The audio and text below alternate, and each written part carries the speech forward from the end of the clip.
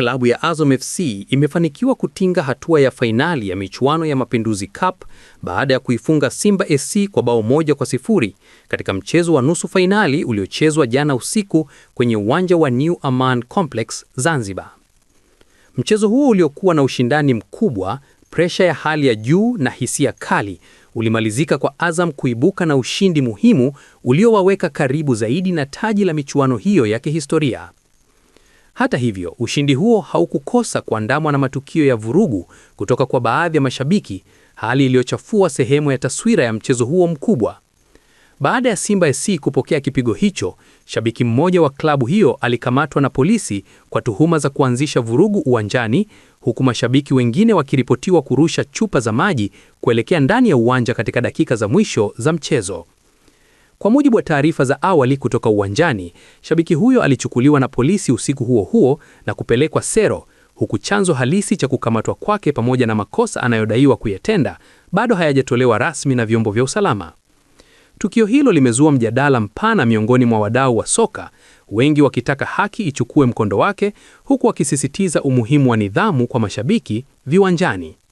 Vurugu hizo zilianza kushika kasi katika dakika za mwisho za muda wa nyongeza, mara baada ya beki wa kulia wa Simba SC, David Kameta Duchu, kuonyeshwa kadi nyekundu na mwamuzi wa mchezo huo, Ali Ramadan. Duchu, ambaye tayari alikuwa na kadi ya njano, alionekana kumshika jezi mwamuzi na kumsukuma, kitendo kilichotafsiriwa kama utovu wa nidhamu mkubwa na kusababisha kuonyeshwa kadi ya pili ya njano iliyozaa kadi nyekundu. Uamuzi huo wa mwamuzi uliwakasirisha baadhi ya mashabiki wa Simba waliokuwepo uwanjani, hali iliyosababisha baadhi yao kurusha chupa za maji kuelekea uwanjani, kitendo kilicholazimu vyombo vya usalama kuimarisha ulinzi ili kuhakikisha mchezo unamalizika salama.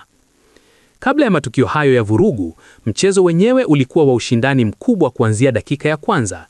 Simba SC waliingia uwanjani wakiwa na dhamira ya kufika fainali, wakionekana kutawala umiliki wa mpira katika baadhi ya vipindi, huku Azam FC wakicheza kwa nidhamu ya hali ya juu, wakijilinda kwa umakini na kushambulia kwa kushtukiza.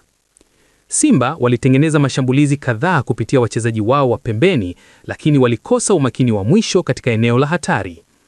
Kwa upande wao, Azam FC walionyesha ukomavu mkubwa wa kiufundi, wakitumia vyema safu yao ya ulinzi na ya kati kuwadhibiti washambuliaji wa Simba. Bao pekee la ushindi la Azam FC lilifungwa na beki wa kati Leme Kilawi katika kipindi cha pili cha mchezo.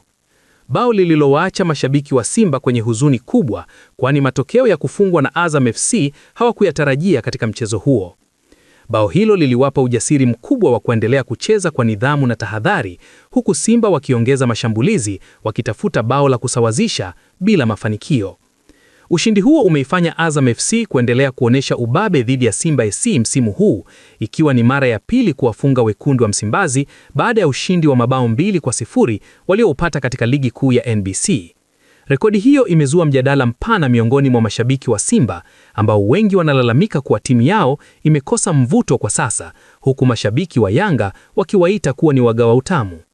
Kwa Simba SC, matokeo hayo yameongeza presha na maswali kuhusu uwezo wao wa kushinda mechi kubwa, hasa pale wanapokutana na timu zinazocheza kwa mpangilio mzuri wa kiufundi. Ushindi huo umeifanya Azam FC kutangulia hatua ya fainali ya Mapinduzi Cup itakayochezwa Januari 13 katika uwanja wa Gombani mjini Pemba, visiwani Zanzibar, ambapo wanasubiri mshindi wa mchezo kati ya Yanga na Singida Black Stars utakaochezwa leo katika uwanja wa New Amaan Complex majira ya saa 2:15 usiku.